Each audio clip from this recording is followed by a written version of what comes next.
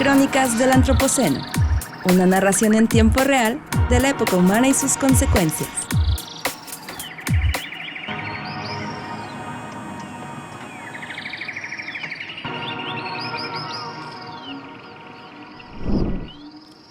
Hola y bienvenidos a Crónicas del Antropoceno. Yo soy tu anfitrión Víctor González Quintanilla y me acompañan esta semana Juan Nepote. Hola, colegas cronistas. Coco Vargas. Hola, hola.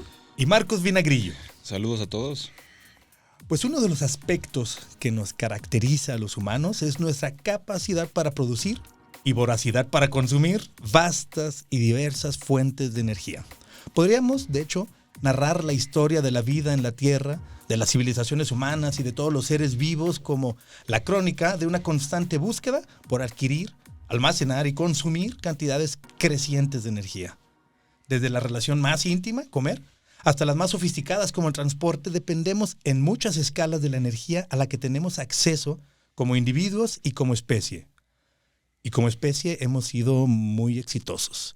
En años recientes, más o menos 300,000 años, pero que es un parpadeo en la historia de la Tierra, los humanos nos hemos convertido en la especie que más energía domina, con consecuencias extraordinarias que han cambiado hasta el clima del planeta.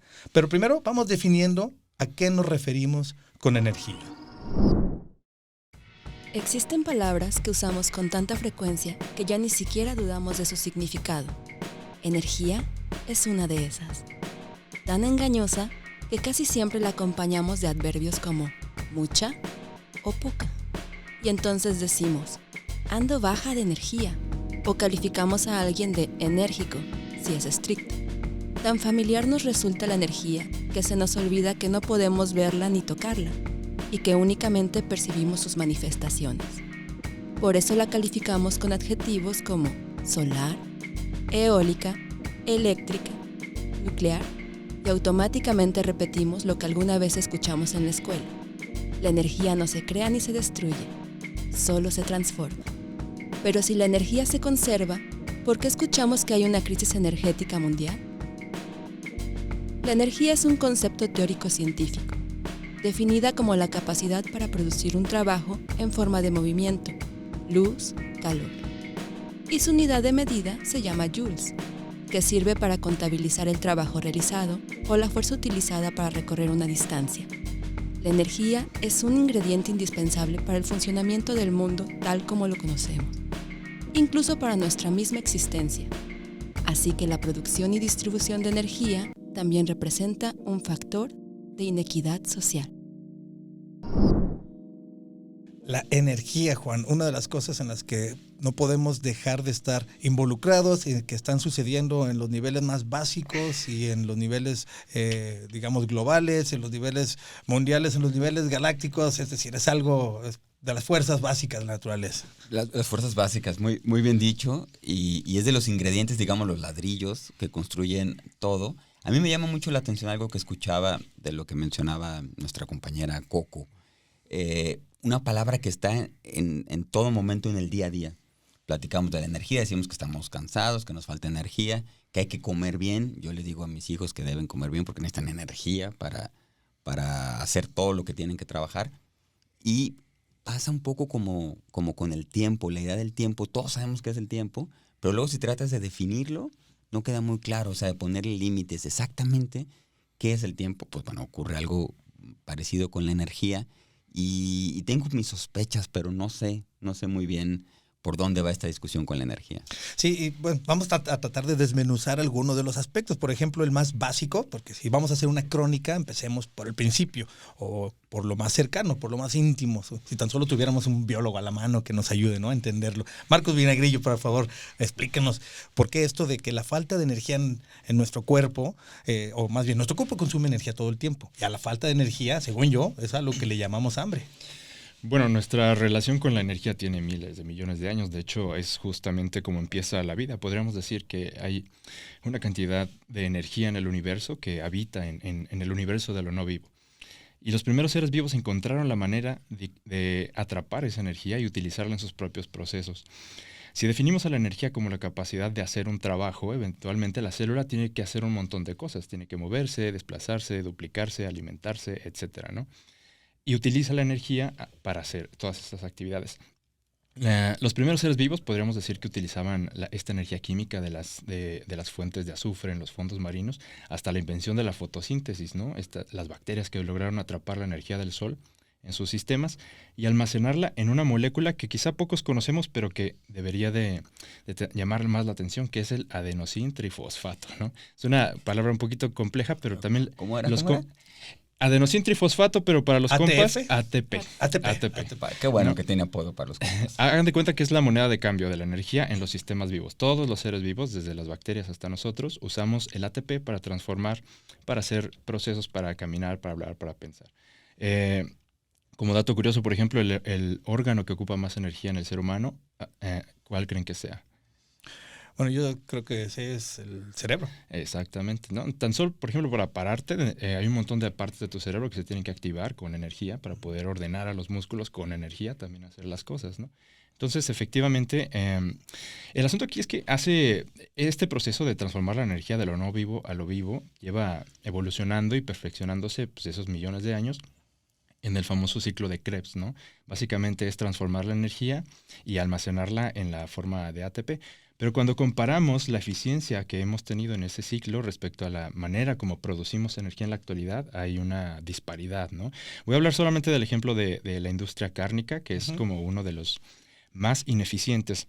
Pensemos, de todo lo que producimos, de todo el campo, todas las tierras de cultivo, el 80% de esa producción va para la industria cárnica. Es decir, el 80% de pastos, etcétera, lo comen las vacas, pollos, ovejas, etcétera. Sin embargo, ese 80% de plantas, solo el 4% se transforma en carne. Uh-huh. De ahí ya estamos desperdiciando un montón. Sí, o sea, al principio platicaste de un proceso natural en donde no hay desperdicio. Sí, exactamente. Pero cuando lo elevamos a otra escala, en la que queremos conseguir algo que sabe más rico y que queremos producir algo que se vende mejor, es cuando hay desperdicio y ahí empiezan los problemas. Así es. O sea, digamos que la evolución biológica ha creado este proceso para sacar la mayor cantidad de energía, guardar la mayor cantidad de energía en las células, pero ya la industria de los alimentos, ya la tecnología humana, ahí es donde la eficiencia no queda tan claro, porque precisamente, o sea, la carne ocupa solamente menos del 40% de las calorías de la dieta humana. Es decir que el 80% de los campos de cultivo lo utilizamos para producir el menos del 14% de lo que realmente nos nutre. Si usáramos mejor ese 80% de cultivos para alimentar a la población, ni siquiera habría hambre, ¿no? Es decir, habría una eficiencia real. Ahora, nutrición. Lo primero que necesitamos tener claro es que necesitamos energía todo el tiempo. No solamente son los hidrocarburos con los que llenamos el tanque de gasolina de nuestro carro. Los equipos de cómputo. La electricidad con la que hacemos funcionar los micrófonos en los que estamos grabando este podcast. O los hidrocarburos necesarios para mover toda la industria de transporte por el medio del cual llegan las cosas, porque lo que comes no lo sembraron a la vuelta de tu casa, muchas veces viene de muy lejos, por lo menos viene de algunos cuantos cientos de kilómetros de distancia. Todo eso se mueve con energía. Pero bueno, la relación directa que tenemos nosotros con la energía es en lo interno, es decir, como entidades biológicas estamos absorbiendo energía todo el tiempo, cada vez que te da hambre es porque te faltan fuentes de energía, pero después también, como decías ya, Marco, la energía se traduce en la capacidad de hacer trabajo. Y nosotros, los seres humanos, inventamos maneras de poder hacer más trabajo que el que daría nuestra fuerza física. Por ejemplo, nuestra relación con el transporte. Empecemos por la bicicleta. Una bicicleta le imprimes un poco de trabajo y llegas más lejos. Eso está, digamos que le sacamos provecho, le hicimos rendir más. Pero como queremos hacer más, empezamos a usar cosas que hacen el trabajo por nosotros. Ahí parece que salimos ganando más. ¿Por qué? Porque un carro te lleva más lejos de lo que tus piernas te podrían aguantar. Otras máquinas nos pueden ayudar a transportar cosas que ni todos juntos podríamos cargar. ¿Cuál es el problema ahí? Que como decías con la carne, ¿por qué no es negocio? ¿O por qué hay ineficiencia? Porque hay mucho desperdicio. Eso yo creo que es una de las cosas importantes que hay que entender. O sea, podemos hacer más trabajo, pero le tenemos que meter muchísima más energía. Por ejemplo, en el transporte, ¿no? Decías ahorita lo de la bici, que empezabas por la más fácil, pero empezaste por la más complicada, porque la bicicleta es la máquina más eficiente que hemos inventado en términos de rendimiento de trabajo. O sea, le requiere relativamente poca energía de nuestra parte y obtiene una gran cantidad de trabajo. Porque se aprovecha la gravedad, ¿no? Exactamente, y se potencia con el sistema mecánico, la palanca, la las cadena, velocidades también, que es muy ingenioso la manera de que... Si tienes tu bici muy elegante con velocidades también, si no, igual la de mi bici, por ejemplo, que tenemos aquí en la ciudad de Guadalajara, funciona muy bien, aunque, no, sí tiene creo que 2 o 3 velocidades, ¿no? Cambios. Pero bueno, te permite potenciar ese esfuerzo y obtener un mayor trabajo. Pero, y no genera desechos. Y no genera desechos. Emisiones. Exacto. Que ahí creo que estamos ya complejizando cada vez más las cosas y eso es lo importante y me parece que es algo relevante para tener en mente. La decisión que tomemos sobre la forma en cómo producimos la energía que requerimos, ya lo decía hace un momento el cronista Marcos, es necesario la energía, o sea, no hay vuelta de hoja, pero hay que ser muy consciente de dónde obtenemos y de qué forma generamos esa energía. Y en el caso de los vehículos me parece especialmente importante. Yo estaba hace unos días cavilando, pensando, si cambio mi automóvil, luego me di cuenta que no puedo hacerlo de todas formas, pero la reflexión ahí estaba. Mi coche tiene cerca de 10, 11 años de antigüedad. Y entonces estaba pensando, se habla mucho de los vehículos eléctricos o híbridos, inclusive para el caso de los automóviles. Yo necesito moverme en una distancia más o menos considerable, tengo que ir por mis hijos a la escuela, tengo que ir al trabajo, tengo que hacer alguna otra actividad, que pienso ya en un vehículo que no sea de combustión interna, o sea, un automotor híbrido o eléctrico, y parecería que la respuesta es inmediata, y lo más sensato sería imaginar que sí, pero revisando algo de información me doy cuenta que la producción de las baterías, por ejemplo, para estos vehículos, también tiene un gran impacto ambiental. Y eso es algo que ya venía diciendo hace un momento Marcos. La producción de energía forzosamente tiene un impacto, tiene ciertas consecuencias y creo que lo importante ahora es que tomemos las mejores decisiones con la mayor cantidad de información y que ya no podemos decidir una u otra, optar por la bicicleta o por el automóvil o por la motocicleta o por lo que sea, sin considerar todos los otros factores que se han estado diciendo aquí. El desperdicio, por ejemplo, que se mencionaba al principio, las emisiones, el costo para producir la energía, el costo socioambiental para cosecharla, todo eso tiene que estar considerado. ¿Y por qué estamos hablando de esto? ¿Por qué en el contexto de un podcast que se llama Crónicas del Antropoceno? Porque estamos tratando de entender de manera cronológica a dónde hemos llegado con la manera de consumir. Es decir, esta manera de consumir no es sustentable, nos dicen los especialistas. ¿Por qué? ¿Por qué no es sustentable? O sea, es una manera insostenible y causante de una parte importante de la contaminación atmosférica, de agua, de suelos, por este mismo desperdicio, porque la eficiencia no es óptima, en muchos casos se desperdicia mucho, y porque usamos una fuente de energía que, a pesar de que es eficiente, que no es cara, los hidrocarburos, por ejemplo, no es muy costoso producirlos para todo lo que te pueden dar, pero contamina tanto que no podemos seguir utilizándolos. Por eso se habla mucho de una transición energética, que es necesario hacer una transición energética. ¿A qué se refiere esa transición? Bueno, no sería la primera transición. Si no podemos seguir igual, tenemos que hacer transición. No es la primera transición que sucede. Ya había habido otras transiciones energéticas. Antes, por ejemplo, todo lo cocinábamos con leña, hasta que encontramos cosas más eficientes que la leña, como el carbón. O aprendimos a hacer carbón de la leña. El carbón es más eficiente que la leña, te da más calor por kilo de producto. Después encontramos el carbón mineral, que es mucho más eficiente, quema a mayor temperatura y rinde más que el carbón vegetal. Después encontramos los hidrocarburos, que son mucho más eficientes que el carbón mineral. Pero en este momento nos quedamos en los hidrocarburos porque hay muchos, porque le picas un hoyo al suelo y sale, porque aparte es negocio, cuesta $5 sacar un barril y lo vendes en 100, pues aparte es negocio internacional, la economía mundial gira alrededor de él y nos hemos vuelto demasiado dependientes de los hidrocarburos. Pero no es la primera transición energética a las que nos enfrentamos, pero esta es diferente, dice el especialista canadiense Václav Smil, del que dejaremos una referencia al final. Dice, es que ha habido muchas transiciones, pero la actual es una transición diferente. Diferente porque no es que tengamos que dejarlo porque ya se acabó o porque salga muy caro. Lo tenemos que dejar por las consecuencias socioambientales que tiene utilizar estos hidrocarburos. es una fuente muy sucia y necesitamos encontrar fuentes más limpias, tenemos que hacer cambios y esos cambios es de lo que se habla mucho en todas las reuniones, las conferencias de las partes, las reuniones como los acuerdos de París, se está buscando que hagamos esta transición energética. ¿Cómo vamos? ¿Cómo va Latinoamérica? ¿Cómo va México? Nosotros estamos transmitiendo desde Guadalajara a México. ¿Cómo vamos en esta transición energética, Coco? Hagamos ahí como un resumen, cómo va nuestro país y luego lo comparamos con otros.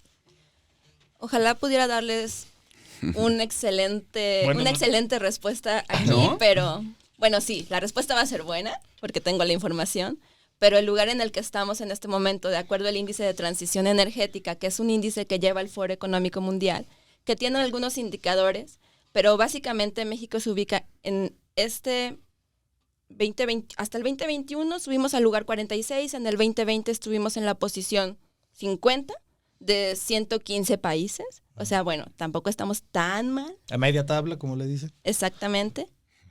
Pero pues, básicamente México reconoce que no cumpliremos nuestras metas en este papel de transición energética pues porque no hemos podido. Quedamos mal en el 2021. Habíamos acordado que nuestra producción de energía por fuentes limpias iba a ser de un 30%. No lo logramos, nos quedamos en 29.5, bueno, casi, nos quedamos en 29.5, pero no lo logramos. Y nuestra meta subió para el 2024, tiene que ser del 35%, pero pues realmente, si no lo logramos en el 2021, yo veo muy lejano que lo logremos en el 2024, sobre todo porque no le estamos apostando todavía a echarle como con todo a este cambio a las energías limpias. Estamos todavía dando prioridad a la tecnología de las centrales eléctricas con ciclo combinado. ¿Qué es este ciclo combinado? Pues vamos a producir todavía con combustión de gas natural y de vapor de agua. Que siguen siendo combustibles fósiles a los cuales queremos dejar atrás, pero somos dependientes de ellos. Sí, y de combustión interna, que es lo que decías, Vic, que todavía se va a usar gasolina, diésel y gas para poder producir energía eléctrica. Entonces realmente yo veo que estamos todavía muy lejos de cumplir nuestras metas y los acuerdos a los que nos estamos poniendo como país. Sí, ahora es importante mencionarlo. México es un país petrolero. Hay países que no tienen petróleo y que entonces sí tuvieron prisa en hacer la transición hacia fuentes más limpias porque no les quedaba de otra, porque son dependientes de comprarle petróleo a los demás. Pero México es un país petrolero, así que no se ha logrado esta transición. Además, México es un país con una población muy grande. ¿Cuáles son los obstáculos para poder hacer esta transición? Pues son muchos, pero también vamos matizando esta diferencia en el consumo de energía, porque no es lo mismo lo que consume y para lo que lo consume cada país ni cada región del mundo. Vamos a escuchar aquí a nuestra compañera Abril. Nuestro consumo per cápita o por persona de energía ha crecido unas 4 veces, mientras que la población mundial aumentó otras 7 veces. O sea, que el consumo energético global se ha disparado hasta un punto en el que nos resulta casi imposible satisfacer la demanda de energía. Pero aún, se ha calculado que hacia 2050, ese consumo energético global se duplique y al final del siglo, una vez más, se duplique. Pero el problema no solamente tiene que ver con resolver de dónde sacaremos la energía que debemos producir, sino también con uno de los elementos más notorios de inequidad social: cómo se distribuye la energía que producimos en el mundo. Se estima que el día de hoy unos 1.300 millones de personas, casi 2 de cada 10 habitantes del planeta, no tienen acceso a servicios energéticos modernos, o lo que la Agencia Internacional de Energía define como la posibilidad de usar 100 kilowatts por hora por persona por año. Como ejemplo, un refrigerador promedio consume unos 65 kilowatts por mes, mientras que un etíope promedio consume 58 kilowatts por año. Nuestro refrigerador consume 13 veces más de energía eléctrica que un habitante de Etiopía.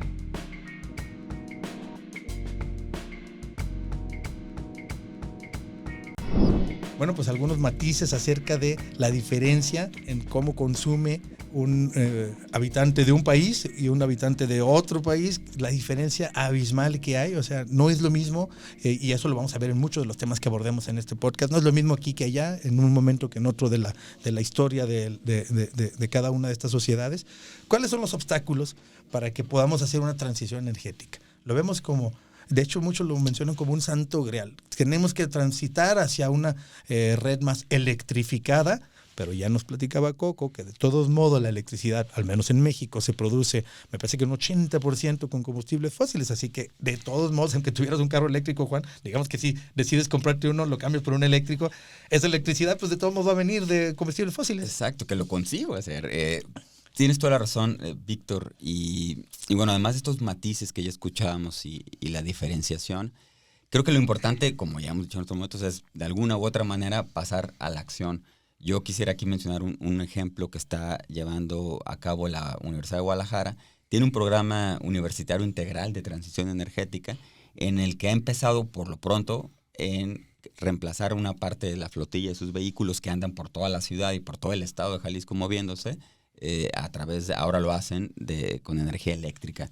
No es la solución aún, y creo que eso es también lo importante, no pensar que hay soluciones únicas a corto plazo y absolutamente definitivas, pero sí es relevante que empecemos ya a hacer algo y tampoco paralizarnos ante todas las variables que vemos que no resuelven las cosas. Pero bueno, creo que ahí está un ejemplo de algo que es posible echar a andar y bueno, veremos qué resultados tengan. Sí, incluso hay una electrolinera cruzando la calle donde nosotros estamos grabando este podcast. Es la primera que se pone en esta ciudad. Guadalajara, donde estamos grabando, es una ciudad de 5 millones, casi 6 millones de habitantes en su zona conurbada. Y es la primera vez que hay una electrolinera. Es decir, paneles solares captan energía del sol, la convierten en electricidad y cargan autos eléctricos.